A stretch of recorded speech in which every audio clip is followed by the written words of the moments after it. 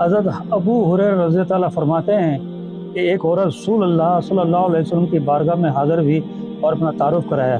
آپ صلی اللہ علیہ وسلم نے فرمایا، میں نے تجھے پہچان لیا ہے، تو کس کام سے آئی ہے؟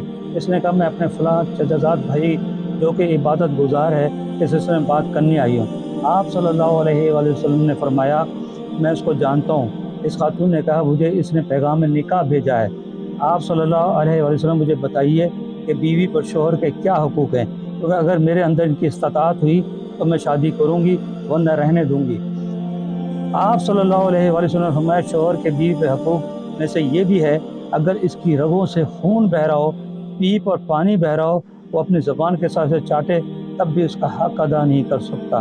اگر کسی انسان کے لیے انسان کو سجدہ کرنا جائز ہوتا تو میں عورت کو حکم دیتا کہ جب اس کا شوہر اس کے پاس آئے تو اس سجدہ کرے، کیونکہ خود اللہ نے شوہر کو عورت کی فضیلت دی ہے۔